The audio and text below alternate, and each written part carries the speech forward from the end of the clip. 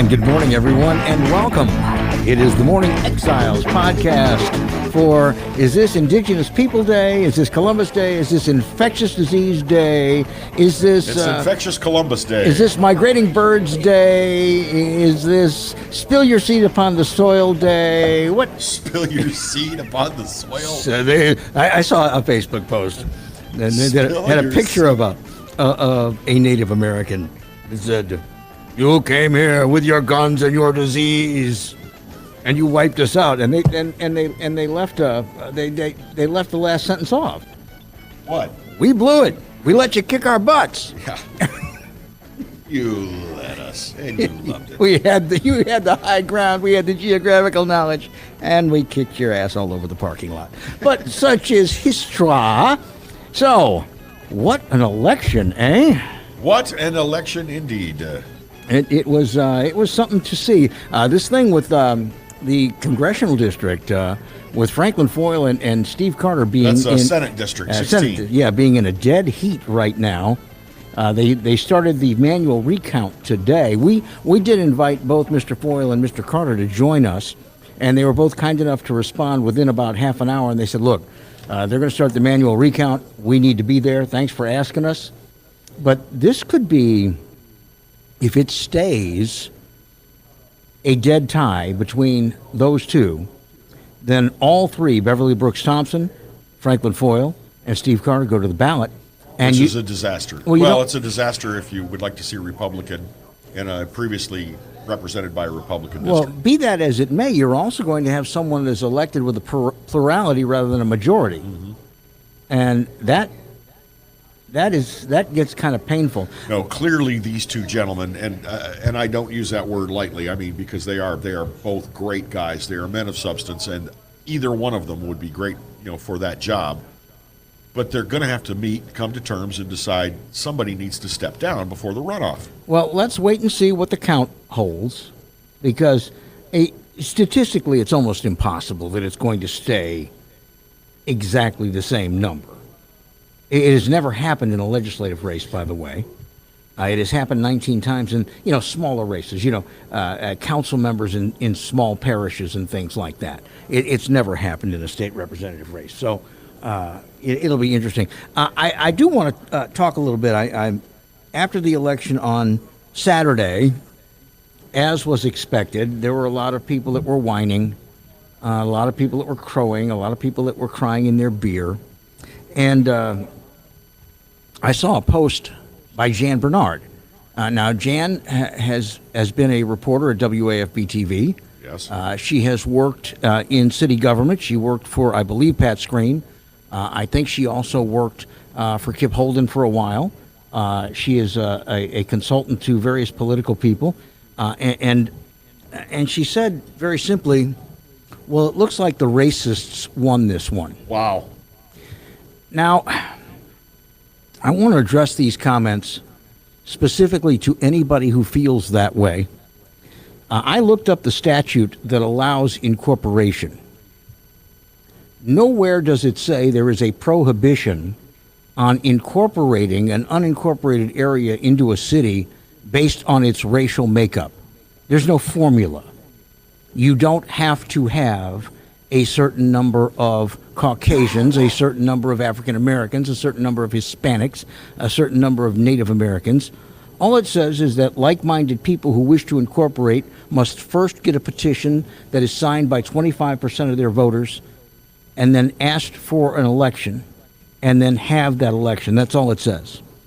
And to ascribe the fact that this area was successful at the ballot, the people speaking. And again, let's remember that self-determination of a population is a basic constitutional right in this country.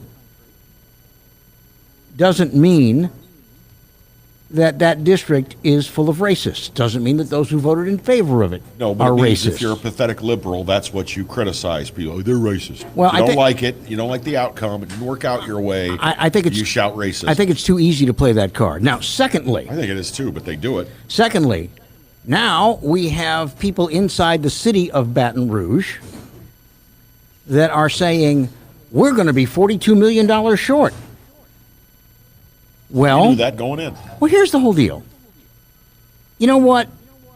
If it were me, and the numbers showed that I was going to be about $42 million short 2 or 3 years ago, I think instead of insulting these people and calling them names and throwing stones at them, I would have said, hey, come on, let's have a cup of coffee. Let's talk. What can we do to preserve what we have here? Well, you know what? I think if they had offered to put pressure on the school system to have their own school district, that might have happened. But I guarantee you, if you're going to have a $42 million hole if it passes and you're not doing your job if you don't try to sit down with them and talk nice and try to make something happen. Now, what is very, very interesting about both of these arguments, and I have a third that's going to make some people very angry, but what is very interesting about both of these arguments is they are all based on this thing we've come to embrace called diversity. There was a wonderful article in the Washington Post on Saturday about Shaker Heights, Ohio. Now, Kevin, you know about Shaker Heights, right? Yeah. In the 60s, it was the wealthiest community in America. It is a suburb of Cleveland. And what happened in Shaker Heights in the 60s is African Americans started moving in. And instead of people in Shaker Heights moving out, they said, we need to embrace these folks, make them part of our community. Let's make a school system that works for everybody. They are our neighbors. And so they have got about a 60% to 40% blend at Shaker Heights right now today. Now, they have kept a high median income.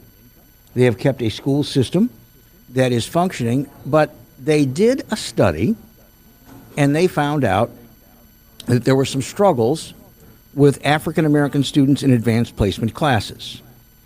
So they are addressing the problems. But one of the things they did was they went out and hired a superintendent who came in and said, all you white people are racist. The schools are racist. You have white bias, and that's why this is all happening. You're all racist. And he started replacing teachers that people liked and replacing principals. And suddenly, the people in Shaker Heights from the wealthier part of town started saying, you know what? We, and it just so happens that most of us are white, not all of us, are supplying 70% of the tax revenue for this school district. And you can talk about equity and diversity all you want, and that's great for votes if you're running for the House of Representatives. But in school board parlance, let me tell you how this is. You keep up with this, and to the detriment of our schools, and the big money is moving out. You need to talk about the economics, not the diversity. You get the money first, you lock it in by making these people happy, and then you can do what you need to in the school. So they got rid of that superintendent. So my third point, I hear about people like, I think it was Barbara Carpenter. If I'm wrong about that, I apologize. But she said a couple weeks ago, it's all racist because these white people in St. George don't want all their tax money going into inner city schools. Is that a crime? If I am supplying a lot of tax money, I think I'd kind of like to know where it's going and have some say about that. Yeah. That's what's called representative form of government. They don't just represent you for a vote. They represent your economic interests. Don't forget that, folks. So that brings me to my final point here. I am tired of everybody yelling and screaming and calling names and waving fists and shaking fingers and cursing instead of having legitimate fact-based discussions. And I mean actual facts, not the facts as you see them or as someone else told you. So here is what I would like you to do if you care to have these discussions. You've got it at your home right now. Take a look at your tax bill. It tells you exactly how many dollars you pay every year to go into the East Baton Rouge Parish school system. And when someone attacks you, because if someone attacks you because you don't want your tax money going elsewhere, if they call you a racist because of that, you sit there and say, well, I pay $16,000 a year in property tax. What do you pay? And if they don't pay any because they live in a residence under $75,000 that's tax exempt, or if they pay $100 a year, tell them, I'm sorry. You are not of equal standing with me in terms of the economics. We will not have this discussion. Period. If someone pays... You racist. No. You horrible racist. I'm an economist. If someone is close to you and they have a differing opinion, then be a lady or a gentleman and listen to their opinion, because they have earned that right by the money they pay. They have earned it. They have bought that privilege to tell you, I think you're wrong. But you know what? If you don't pay anywhere near what I pay in property taxes, you don't tell me By the way, the that property you think taxes, it's awful. The property tax situation is not going to change. You're still going to be paying city parish property taxes Yeah, but see, if you live in St. George. But there's a 2% sales tax that they've been funneling into the schools as well in the city. Yes. So this is how I would like us as ladies and gentlemen to conduct ourselves. Don't argue, don't yell, don't scream, don't call names. Simply speak factually. And by the way, do it the way you would do it with your cardiologist or your proctologist. Some of you need one. Don't let somebody off the street tell that guy how they should handle your health care, because everybody is not equal. You know, we've got a whole generation, and the parents of my age are to blame for this, who actually peddled all this crap, that everybody's equal, that everybody can be president of the United States, that everybody's opinion matters. You know what I was taught? Son, you're probably never going to be president of the United States because you don't have family money to finance you. And son, That's you know the what? realism. You pay for the right to have an opinion about something. Get out there and work and make something of yourself. That's it. End of rant. Now, if you want to hate on me for saying that the people who pay the taxes should control where it works, go right ahead. But I'm not going to listen to you unless your tax bill is equal to mine. There you go. Todd says every taxpayer has a voice, all equal. Paying more taxes does not give you more say. Like hell it doesn't. No, that's the whole thing about, an equal and democratic All right, let's talk republic. Let's talk equivalent rather than But equal. Todd, here's the thing. How many people out there assess below the homestead exemption and therefore pay no property taxes? And how many of those people want to have a say in what is done with my property taxes? That's just a thought. Well, you know And what? and how many homes do you think in St. George assess below the homestead exemption? Not too many. Not too many. I'm As sure there opposed is to, some. say North Baton Rouge. I mean, it's just it's a matter of where the money's coming from. Well, and I'm sorry, the people inside city government have admitted that this has been a funnel. $42 million. Now they're running around going, well, there may be layoffs, there may be services that we have to cut. And if you knew this, why didn't you do something constructive 3 or 4 years ago when this all started? Now you're sitting there going, well, we're going to go to court. I think we know how that... When was the last time a court overturned the result of a legally sanctioned election? You'll get a liberal ass judge down at the street level that will move this thing forward. That'll happen. It'll have to go up to the state Supreme Court, at which time those intelligent people will say, it's all done in accordance with constitutional law. Well, and Case closed. and the thing is, it might have to be a federal suit. Maybe. It might have to be a federal lawsuit. But either way, don't you get it? The people aren't buying what you're selling, rightly or wrongly. If Chris Courtney was joining us this morning, your mic's hot. Good morning, Chris. Morning. If Chris Courtney opened up Chris Courtney's menswear, and everything in the store was red, and people didn't want to buy red every day, Chris Courtney would be smart enough to add some blue and some green and some white and some black. And here's the deal. They have been telling you and telling you and telling you they're not buying this. They don't like the schools. They don't like what the school board has done. They don't like what's happening in the city part of our city parish government. And the definition of insanity is doing the same thing over and over and over and expecting a different result. Anybody hating on me yet, Kevin? You're watching the comments. I turned Nobody's hating on you my screen off. Todd Patrick says, I agree on the low assessment thing, and I pay my fair share on my 235K home. Bill's voice is not more important than mine, says Todd. No. But he got a podcast.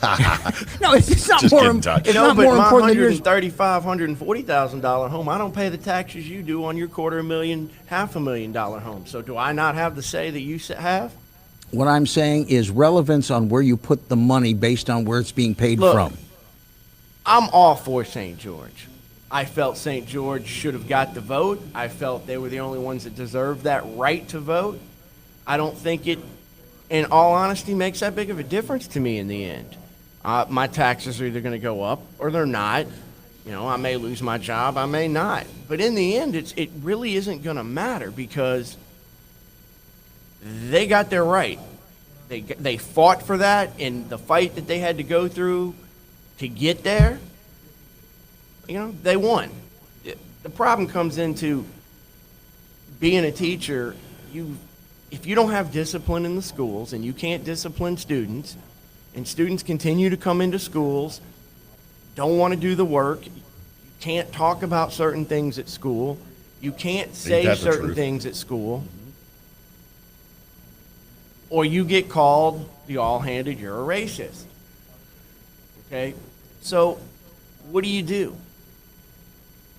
I think if you can get some discipline back in the schools, you can make something happen. You know, but if there's no discipline, and that's got to come from all ends. It's got to come from the school and the parents. You can't discipline these little angels. You know, let me, if you don't mind, and I will post later this Washington Post article because it's very well written. And by the way, it is written by a woman who is a graduate of St. Shaker Heights High School many years ago, who is she's written a couple books. But they were talking about the kids that were having trouble in these advanced placement classes. And they don't need to be in it. That was the first point they made. And secondly is they have the least involved parents in terms of at home and at coming to school conferences and things like that. And then they said, well, it's racist for you to say that because a lot of these parents don't have a stay-at-home mom. They both work. You know what? Parent-teacher conferences, when I was a kid, were always in the evening. Well, even so, I've got kids' parents who care, who show up, who are going to email you and ask you what's going on and are going to be involved, whether they can be at a parent-teacher conference or whether they can make it to open house. They're involved. Mm-hmm. And then I have some that aren't. Well, but once again, my question is this. How is a city the size of Baton Rouge taxing its citizens at the rate of some of the largest cities in the country and still have a school system that is failing? Not only that, they're over-leveraged. I mean, it's the second most over-leveraged city in the United States of America. I mean, and here's a couple of comments. First of all, Don points this out, which I like. He says, 2 wolves and a sheep get to vote on what's for dinner. Guess what the vote's going to be? Exactly. That's democracy defined, and that's why they wanted the entire parish to vote on St. George, which, by the way, not constitutional. Deborah Todd.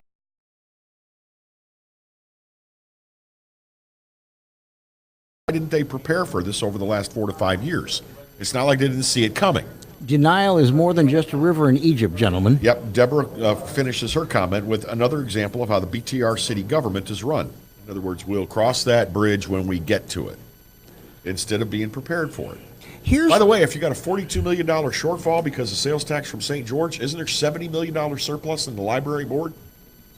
$70 million bucks? Yeah, Go get it. But they're their own taxing authority. See, they should have consolidated those a long time ago. All it takes is a Metro Council meeting and a vote. Take that money away. Spending money on things that don't need to be money spent on. All right? And that pure and simple. Quit bending to the environment out there. Get your schools back in order, and you can compete again. All right? I work with some of the best teachers that I've ever seen in my life. I work with some teachers that if I would have had in high school, I would have excelled. All right? And it doesn't just start at the city level. We got to get all the way back up to the federal level. We test our kids way too much. and we put too much emphasis on tests. And if you look at how they do the ACT, an 18 to 19 is considered you have met the qualifications of high school. That is the average.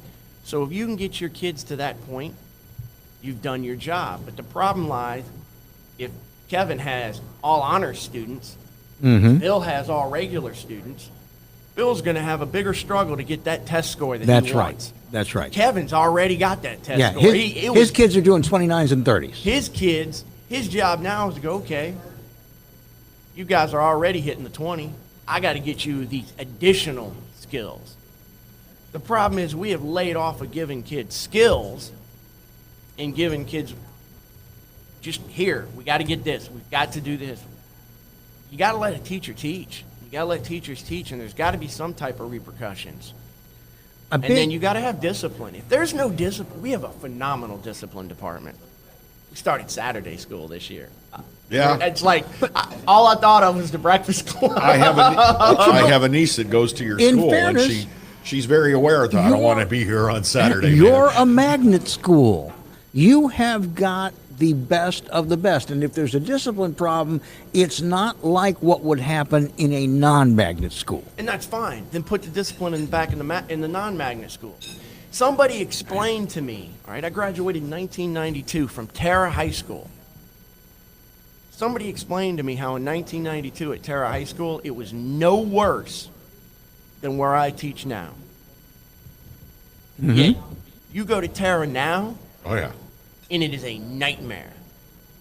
It's, dangerous minds, lean on me, stand by. You take your pick of the horror stories I have heard from teachers at Tara High School.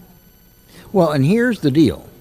The Blackboard jungle. I think the big problem we've got in public schools in East Baton Rouge Parish, and maybe in a lot of places around the country, is if you have one of these schools that's troublesome, and you really make a good common sense effort to clean it up, about 20% into the cleanup, you're going to have a bunch of people standing out front yelling in bad English, no, you're picking on these kids and not these kids.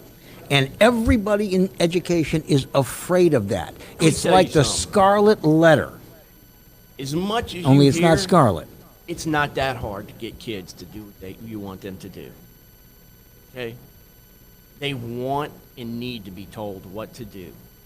And if you put a couple guidelines down and you put some rules down and you start enforcing those rules, there's a reason his niece does not want to go to Saturday school. It's 8 to 11 or noon. And you know what they get to do? Clean some windows, maybe. Yeah, it's punishment detail. Okay? I'll tell you the difference between this semester and last semester. I don't see cell phones at all now because a cell phone gets taken. And you don't get it back till Saturday. So my God, if you lose your cell phone as a teenager, You lose on your a Monday, life. But Chris, if a fight breaks out, who's going to record it and post it on Instagram? What the hell? Is the teacher going to do that? Faculty members will do that. No, and that's a good thing. Yeah. And I argue with students all the time. All right, I argue with them all the time with the concept of, well, I can't have my cell phone. I need to call somebody. You get to use it. Doesn't matter what I get to do. I use mine for when my teachers are trying to get in touch with me or we're getting a remind or some other sort of thing. It's a rule. I don't like to wear my seatbelt. What happens if I don't wear my seatbelt? You get a ticket? You get a ticket.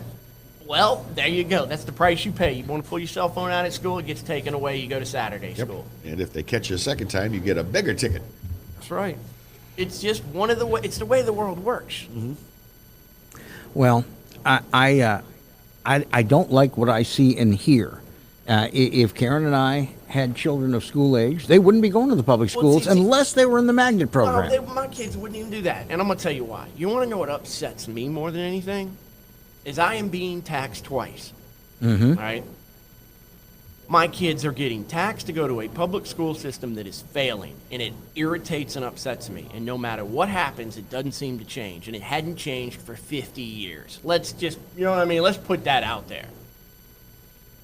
Second, I now get taxed because I got to send my kids to a private school. Take your choice. There's a whole bunch of them in town. I'm lucky enough that my wife works at the lab school, and we got in there. So you tell me, you want to go to a parochial school. God love Brian, right? That kid's got what, 3 at one? Yep. Oh, Brian Helding, yeah. 3 3. at Our Lady.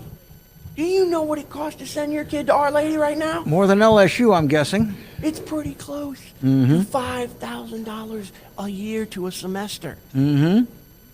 Well, and you know what? I'm the product of a Catholic education. I thought it was valuable to me, but I also think that all of these private schools that are religiously affiliated, not just the Catholic ones, have realized that this is a hell of a seller's market. It's a growth industry. Exactly. Because those parents are so scared that they will pay whatever I tell them. And if I tell them you need to come on Saturday and paint the school that you're paying enormous tuition for, they're going to be here. Exactly.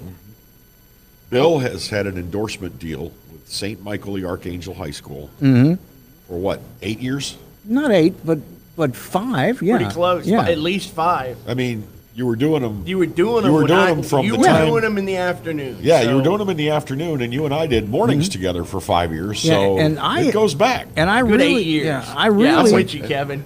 And you know what? They keep me involved, and they keep their parents involved, and I like what they do with their students. But what I was saying is, obviously, there is a market.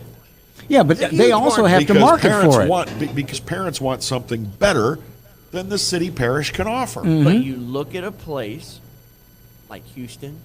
Yep, with or some of these ISDs. other areas, and that's not as prevalent. Okay? So we're obviously doing something wrong, but you look around other places in the country, and the parochial school system is not what it is here. Imagine living in New Orleans. There is no option in New Orleans. You're going to a parochial school in New Orleans. There's some magnet schools down there and some charter schools. Some charter schools that are doing okay. But I remember I used to teach junior achievement many years ago. And that's where, people from the community go into the schools starting in the 2nd grade and going all the way through high school, and you teach them about free enterprise. And Junior Achievement, the national organization, gives you all the materials you need. And I used to ask for inner city schools, because if I'm going to run my mouth about it, I want to see it, okay? And I remember going to a school on Gus Young Avenue and walking to the office, and I said, "Hi, I'm Bill Profita teaching Junior Achievement today. I need to see the principal." And she looked at me, and this is an elementary school, and she said, "You want the white principal or the black principal?" What? I said, "Excuse me?" Yeah, part of the DSEG agreement in a lot of those schools was you had a white principal and a black principal. And you talk about a waste of resources and extra overhead, and I don't think either of those two principals was comfortable with that arrangement. And you keep foisting things like this on education that have no value to the staff or to the students or to the budget. And eventually, it starts to become the old waiting game. Wait until it all falls out from underneath you. Well, that we're getting off into a whole other discussion here, but let's not forget that education was at the heart of St. George. Right. It was at the heart of St. George.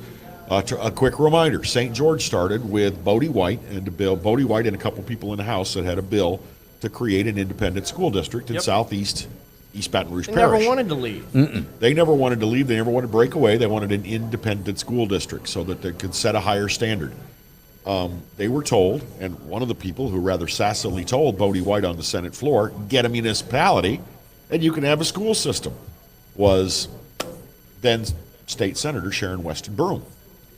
So, And one of the other ones was then State Representative Patricia Smith. yep. She didn't do so well on Saturday. Well, no, I think she was voted out. But this whole thing started with desiring better schools for our children so that families didn't have to continue to move to Livingston and Ascension Parish to have better public schools for their kids. Let me tell you what I fear is at the core of a lot of this. And it makes me very, very sad that this is what I think and what I believe to be true, is that a lot of this stuff that happened with, well, you go out and get yourself a municipality, and, you're racist if you don't want to spend your tax money in the inner city. You know what this is? This is political figures having the ability to go back and tell their base and says, I'm going to keep those rich, privileged people. I'm going to keep them from having to keep all their money. They're going to have to give some money to you. And I think it's all a matter of that. And that's a damn shame. So, as it works out, you're not in St. Not George. in St. George. I'm in St. George. In St. George. Now You are in St. George. I'm in St. George solidly. Your part of town became controversial, and I was having this argument with Facebook posters on Saturday night, Sunday morning, as people were saying, "Well, it's racist," and I said, "Define racist. Why is it racist? Tell me why it's racist." And he said, "Well, what about Gardier?" I mean, the first time out, they were going to take in Gardier, and then the second time out, they decided, "No, we don't want all those black people." No, and they I said, didn't. "Did it ever occur to you that what they did was the second time around, they learned from their error, and they omitted the areas from which they got zero or very few petitions back?" Well, it's actually a little more scientific than that. First of all, the representative at the state level and the senator urged the people in Gardier to say that they didn't want to be included. Secondly, they looked at areas where they didn't get a positive return on their petitions, and they said, well, they've already voted because they have not signed the petition, so therefore we're going to eliminate them. I mean, that's as easy as you can make it. You know what? I'd have signed the petition. If If I lived in Gardier, I'd have been all over that, man. Better schools, here we come. Yep, I did not sign the petition the second time around because at the time I was still hosting a radio show in the morning, and I thought maybe I should try and remain a little bit neutral. So I tried to remain a little bit neutral.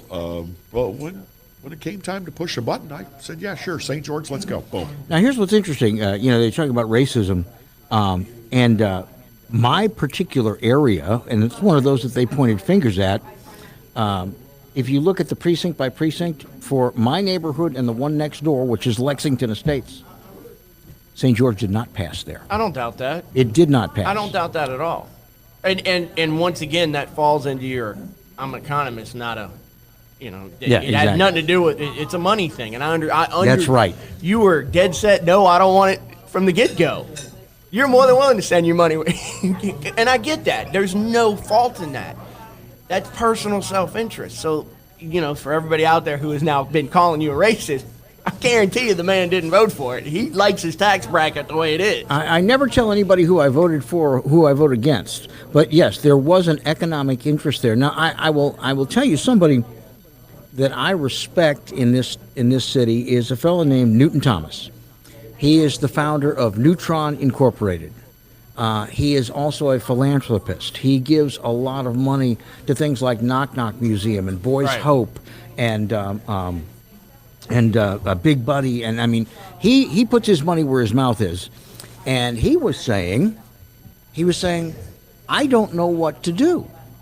And he was talking to Karen.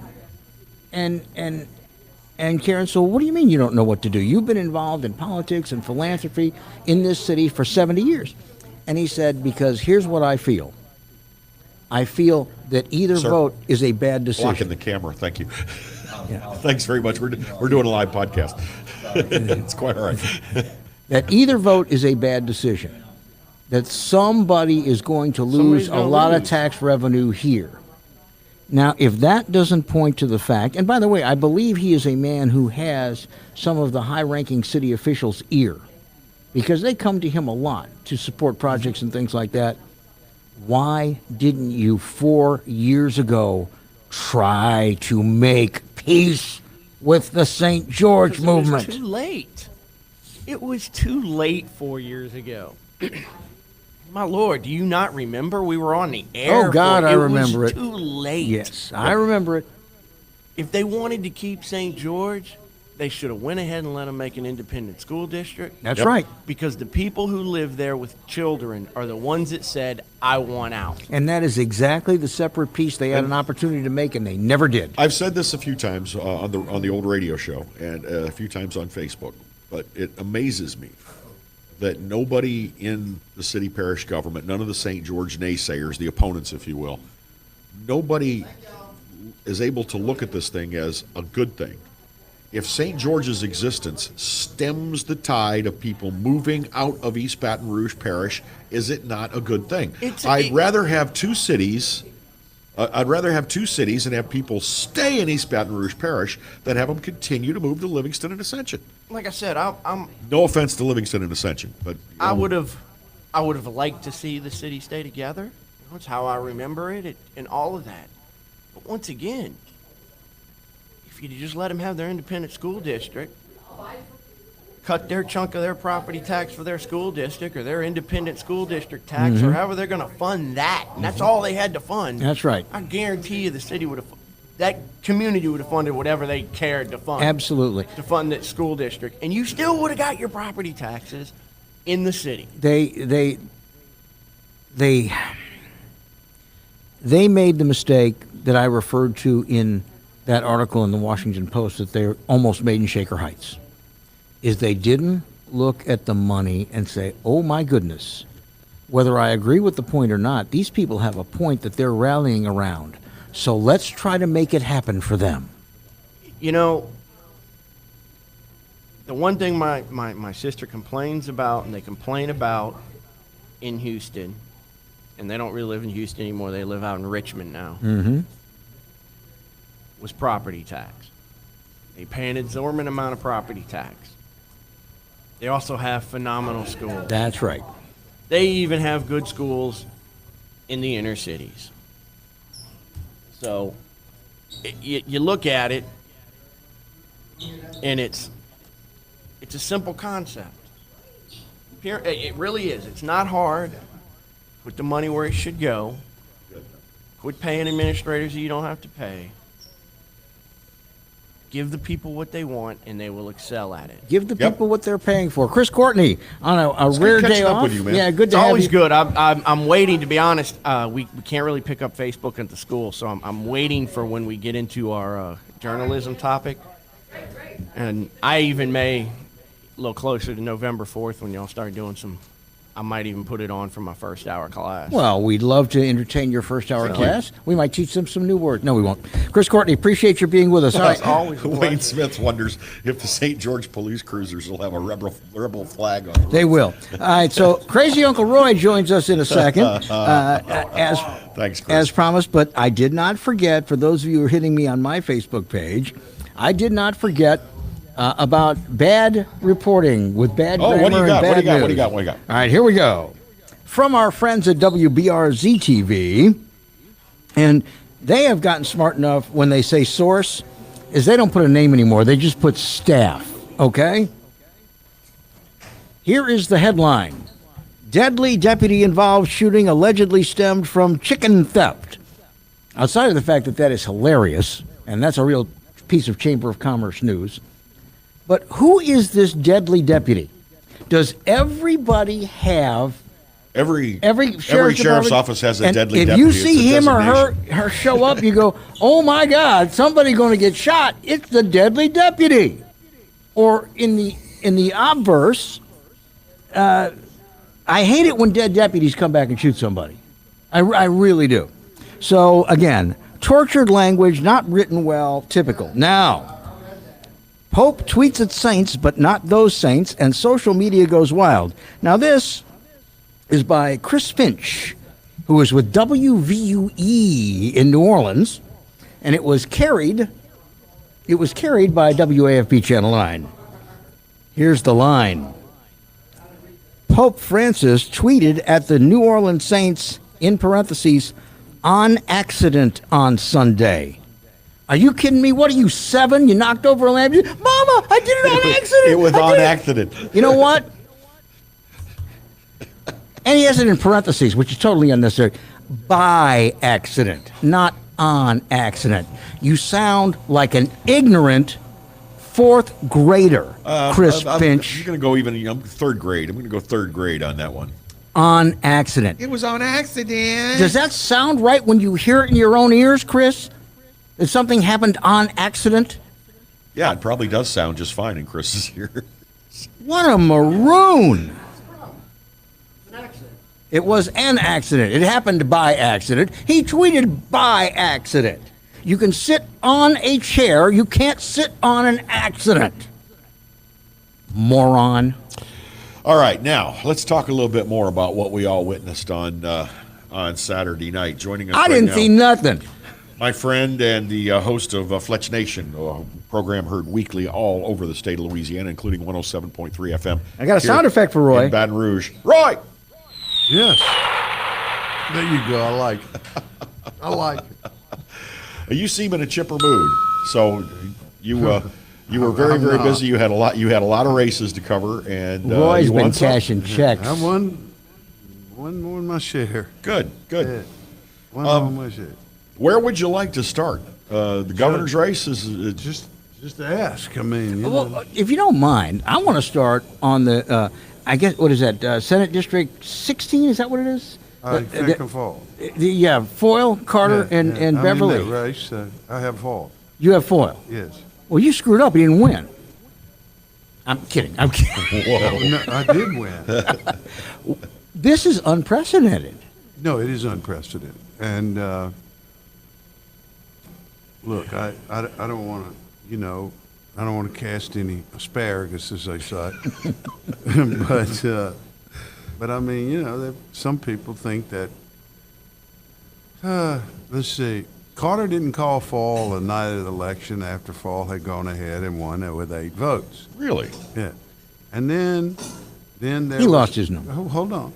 At 1:30 or so, I think, Fall gets a call from the Secretary of State saying, "Whoops, it's a tie." And then yesterday in the newspaper, a prominent businessman in town said that he called Fall and told him to get out of the race, which is not true. He did not. Franklin told me last night. I never received a call from him.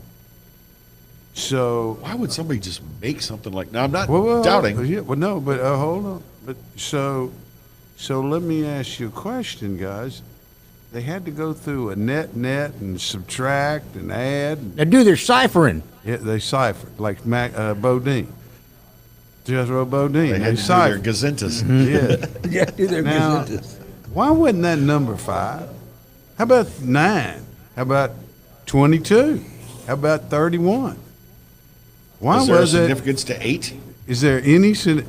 And they already knew the difference in the vote. I'm not saying anything. I'm just saying it's the weirdest thing I've ever heard. And my friend Glenn Clater said it's a tantamount to an asteroid hitting the Earth. Yeah. So I mean, that's about the odds of this thing. So I don't know. It is unprecedented. Franklin, it takes the position that we're just going to go ahead and follow the law. We open the machines, then we'll recount the absentee ballots, and he'll wait and see what the outcome is, because he wants the outcome to be what the voters decide. And as I Yeah. understand it, all 3 candidates can be there when they actually hand tabulate the absentees. That's They can correct. witness it. Yeah, that's correct. I don't Absolutely. believe Miss Thompson has any interest in. I mean, she's She has every she's bit of- clearly the front runner. I mean, But I guess but she's. she has every bit of an interest in it, because she has the right to ask. She has standing to ask a court to do whatever it is, Here- and to witness the outcome. Here's what bothers me is that there is a chance that we could have someone elected to a 4-year With a term. minority of with a plurality. With a plurality rather than a majority. Yeah, and I mean that's what the law says, which is obviously when that was written, people said, "Well, gee, if that happened and we had an election, then we'd have to go to another election, which would cost the state more. So therefore, we just do it with whoever gets the most votes at that point." Now, that has been ruled That- extra constitutional with at-large districts for our city council about 35 years ago, if you remember. Take the top 5 vote getters. Yeah. Nobody has a majority. Yeah. But I mean, this is an ecstasy, and I mean, it's sort of, but it does, as you make a point, it denies the majority the right to choose the outcome. Roy, you've done an awful lot of elections going back a very long time, and I was told, and I think it's accurate, Stop it. that there's never been a tie in a legislative race. Now, in small parish races, with 400 votes are cast. That's right, in like city councils or, Yeah. little bitty races. But never one like this. What I was going to ask you, And right in your capital city, too. have you ever seen when there is an organized recount, because it's very close, that the numbers didn't change? Have you ever seen that? No, it does change, and that's. I mean, my guess is that I don't know that opening the machines will give us a winner. The person that goes into the runoff, because I would hope that the machines actually tabulate the votes properly. Yep. If we crack that egg open and we have 100 vote mistake, oh boy, everything is jaded at that point. I want to tell you, our polling place was moved this year. It was a different polling place. And we had, I guess, what are some of the new machines? And now, instead of just the simple reset button, First of all, did you early vote or did you vote on election day? I always vote on election day when I Me can. too. I do like too. going on I election do day. too. I But do too. instead of having simply the button that resets the machine, there's a guy sitting there, and there's a keyboard hanging off each side of each machine, and he has to punch in a bunch of things, not just reset, punch. And that gave me the creeps. I said, what does this keypad manipulate? What does it do? I don't. We're prisoners of our own technology, and very few of us know. The phone has taken me 10 years. Okay. Yeah. Really. And by the way, it still didn't work because you never answer it when I call, so I'm assuming you don't know how. And my ear always hits the mute button, and I don't have the plug-ins in my ears, and I don't know because I can't work them. This guy looked like he was playing Mendelssohn on this keyboard I don't between know. voters. Yeah, he looked like Electric Light Orchestra. Exactly. It's like a Howard Jones concert or something. I mean, a reset should be very clear. One button. Okay, the machine's reset. Go for it. Yeah, I don't know. I don't know what any of that means. I just know that, I hope that the votes are properly counted, and then of course, when you go to the actual tabulation of the actual absentee ballots and the vote by mail, which is what it is basically, because they run a big program on that now. A lot of people do this. Yep. Particularly people of Sick, shut-ins, indigent. and of age, people that gotten older, Yeah. not like me. People like Roy. No, I knew you were going to come at me on that, but no.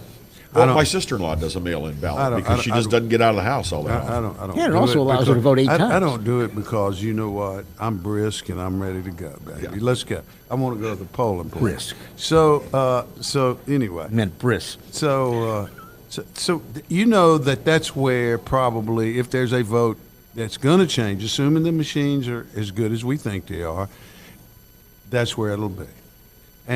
But my guess is that somebody will come out of this thing a winner and somebody a loser. And then they'll go on and have an election where it's 1-on-1. I hope that's what happens. I really do. I hope that's what happens. We understand there's an official recount that could be going on even as we speak this morning. Today, yeah, the machines are open today. Okay. So how likely do you think it is that there will be any significant difference in that count? Everybody tells me it's those machines are perfect now. And there's a very unlikely, completely, totally, and I go, yeah, well, what's a tie likely? What's the probability of a tie? So Not bloody likely. Yeah, not very like an asteroid hitting the Earth, and I love that analogy. But no, I don't know. And so here we are, waiting. The machine's open, and then we go back and then we count the ballot. I just think there's a winner going to come out. Let me Okay, ask- both of these guys are good Republicans, and they're both learned men. They both have proven themselves in the legislature. Well, I can make a case for my candidate. Sure, No, you can but- make a case for either one of them. The question is, they both understand that if they want a Republican to take that seat, that one of them's got to go. So what are they going to do? Well, there is one fair way to do it. There's 2 elections we've had. We've had 2 elections. Mm-hmm. We had early vote, Uh-huh. and then we had election day, right? Right? Well, okay, you got a tie on election day. Whoever wins the early voting is Whoever in wins the early for election vote, day. that seems to me to be. You're crazier than I am. No, well, we won the early vote. You are crazier than I am. Huh? Now, let me ask you something about this. Well, I thought it was a reasonable solution. Why is it that they always wait until the end to release the vote by mail, the absentee ballots, and the early vote? They have that in hand before the polls open. Why do they wait till the end? I don't think they wait to the end, Bill. I think they wait. I think that's some of the first stuff reported. But we don't know. Well, I'm pretty sure it is. I'm pretty sure the early vote is the first stuff reported. Well, that's what makes this an odd situation. But I mean, the mail-in vote, this is where they're saying the tie came from. What, like 8 people sit with the champagne open and a letter opener and say, okay, now let's just see. No. That's where you're wrong. That's not what happened. What happened is I appreciate, and I don't know the process, but as I appreciate what happened is that there was some malfunction or some kind of change that they could tell that there were less ballots than votes or more votes than I don't know. At the end of the night in the parish. So they started looking.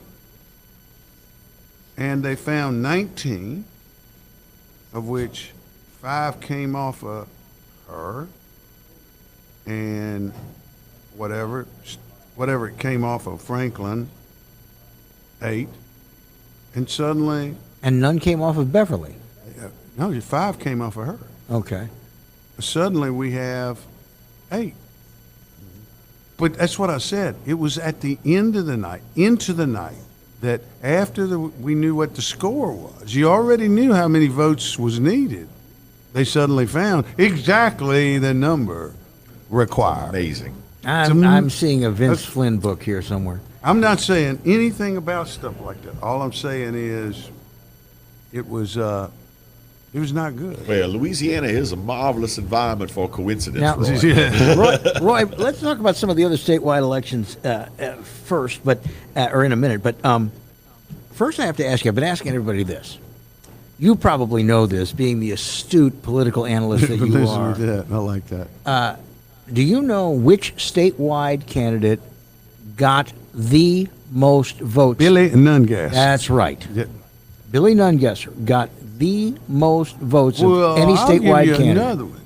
What candidate beat the final 2 candidates for governor in 2015? Got 50,000 more votes than the final 2 candidates for governor. Billy Nungesser. Donald Trump. Donald Trump. Oh. Well, he ain't running here. He's got his own problems right now. All right, now let's talk about some of these statewide races. I thought Jim Donelon might have been in jeopardy, and certainly the outcome would have been a little It closer. was tighter than a lot of people thought. I thought he was in jeopardy, and kudos to him and his team. They did a good job. Now, Kyle Ardoin, Secretary of State's in a runoff. He's in a runoff with who is that? Miss Greenup. Gwen Collins Greenup. She's a nice lady. We had her on our Very, radio show. very nice lady. And John Schroeder is in a runoff. I didn't know. No, Schroeder's not. Okay, he won outright. reelected. All right. He's reelected. Yeah, but yeah, you're right. He is, and and my suggestion would be handle this carefully. Mm-hmm. Be very careful how you handle what's in front of you right now, because it has something to do with your official duties. Mm-hmm. Yeah. Be very, very careful. Very Be careful. very, very careful. Yeah. Because there are a number of people. Well, since that is part of his official duty, he can't who recuse did himself. choose to vote for Miss Greenup, Uh-huh. and we don't know what will happen in the runoff. Well, I mean, would anybody have standing to say, well, you found these 19 votes that were not inputted properly in this one race. Perhaps we should re-examine all the races. I hope that we don't go there. Look, I think that Franklin's taken the right position here, and that is, this is extraordinary. This is a precedent-setting event. Let's be very careful with it. Let's do it by the rule of law. Let's do it by a very, very established process. And so that people, if it ever confronted again, God forbid, can go back and look and see that this was handled properly, and how did they handle? I think that's a very, very responsible position on this thing, and that means you follow the rule of law in this thing, and that's why this is so important. I think this is and I think Franklin's position. We think that this is far more important than who wins. It's about something that can establish some sort of process for the future. Let's talk about the governor's race before we wrap Let's things talk up. about. Well, I want to save some time to talk about the coroner's race too. So we have to go a little long. Okay, Yeah. sure. It came down to Eddie Rispone and Governor John Bell Edwards.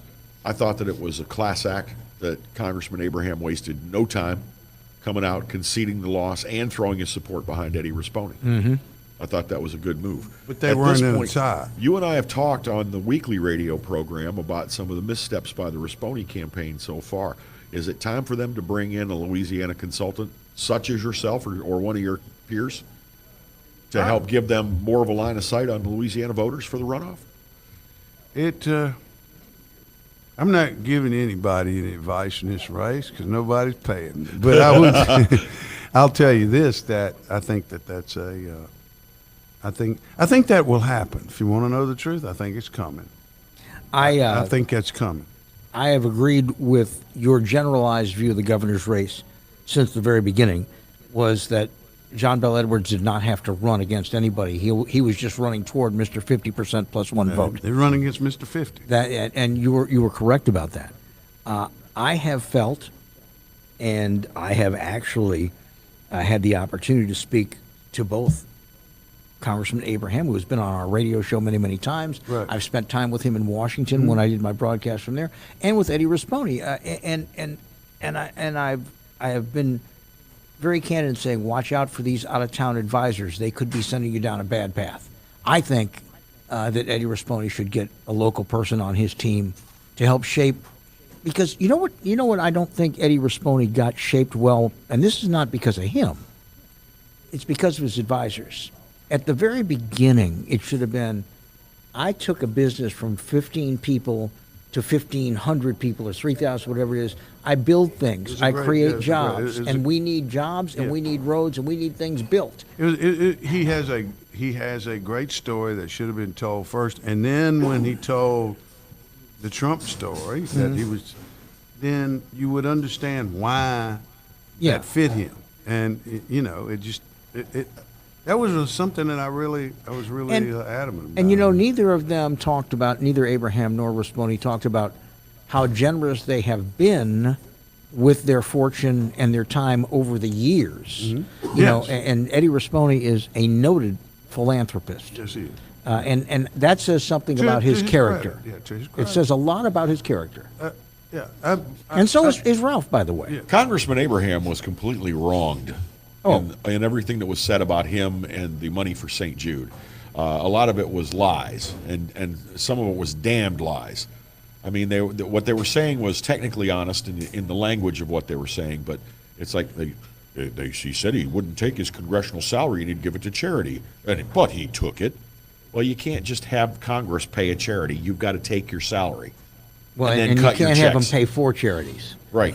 But he took his checks from Congress and then cut checks for charities. That's the truth of it. Well, and his advisors. He got a bum deal. I blame his advisors for not addressing that and just saying, look, here's the facts. Here's my canceled checks from St. Jude or whatever it is.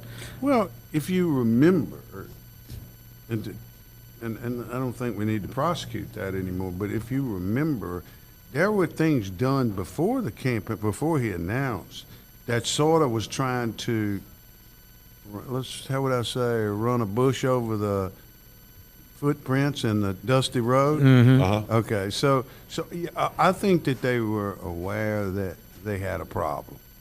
Okay, I just think they were aware they had a problem. Whether or not I didn't get into the language of it because because I wasn't there. But the point of it is that there wasn't a real focus to me on how do we explain this if it comes up. Yeah. Okay, and as there was a number of things with respect to his campaign. But All right, let's talk about not too many people pay attention to this, the coroner's race in East Baton Rouge Parish. But It's interesting. as you we have bring that up. noticed over the last several years, the coroner's office has been very, very busy. We've had a lot of high-profile deaths. They have taken the forefront on a mental health intake facility. We have got a record number of interventions by the coroner's office because if you want someone committed for observation, it has to go through the coroner's office in the state of Louisiana. And Bo Clark, 2 terms, seems to have been doing a very, very good job, highly qualified, as he put it, sitting right where you're sitting now. Look, everything a coroner has to do comes through the emergency room generally. We see it there. We see people with mental health problems. We see people that have an unexplained death. We see people whose family needs to be told what's going on with them.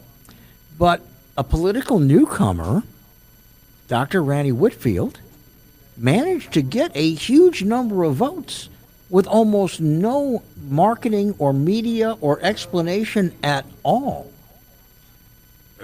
If you will look at the coroner's vote, the assessor's vote, clerk of court's vote, you will find that they're very much the same. If you look at those votes, where they come from, you will find that there is a racial division. Period. That's what those votes represent. So let me get this straight. And as you say, I'm not going to cast any asparagus here, but you're saying he got votes in precincts that are heavily black because he's black. Is that what you're saying? I'm saying there was a racial component to it. Yes. And by the way, let's be fair.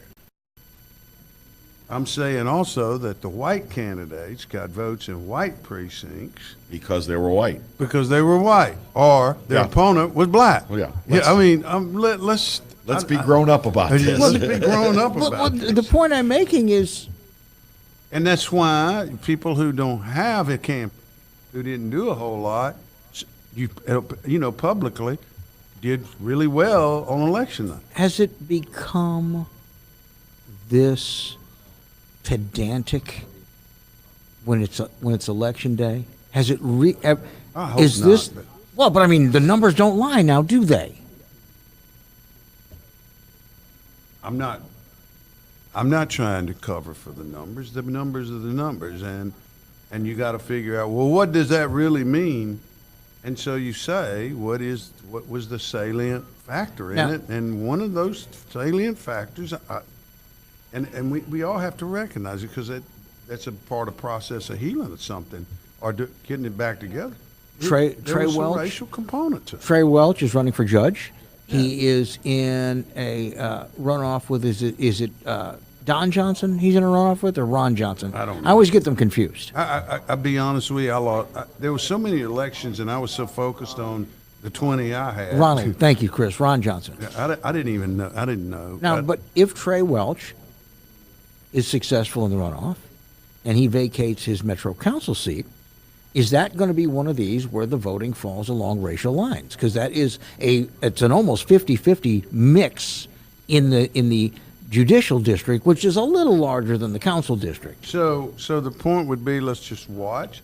There is a component. There are a few African Americans that go vote for a white candidate, or then there's a significant same thing. Some percentage of whites that vote for, because they think they vote. I mean, they look at it and they decide based upon credentials or something else. But if that's the case and it's 50-50 district, then who turns out their vote becomes a real issue, don't it? Yes, it does. I mean, and who turns out their vote? If- What's my vote? if Who is that's the that? key that- Oh, I got it. Well, yeah, and if that's the key that turns the lock. Huh? If that's the key that turns the lock, that's the thing. If you're voting that's if right. you're voting for a white guy simply because he's a white guy, or Vice a versa. black guy simply because he's a black guy, if that's all there is, wow. Yeah, But your vote counts as much as anybody else's. yeah, but Yep. let me say this much. I'll make this point to you. There have been plenty times in America that African Americans voted for white candidates. Yes. Okay, I mean that has happened often. We don't. The reverse is just now, I think, beginning to be in a place. Although we elected an African American, well, anyway, the president, Barack Obama. Okay, so you follow where I'm coming from. That actually happened in America too, and we forget that. And so it don't have to be that way. And he transcended that. But anyway. Crazy Uncle Roy, always a pleasure to have you with us. Not so crazy. So you're gonna Not so crazy, Uncle. are you gonna go to you gonna go like celebrate your win somewhere? with- Here's what I got to do. I had a male piece hit late in a race. I thought it would be there by Friday. It partially hit Saturday.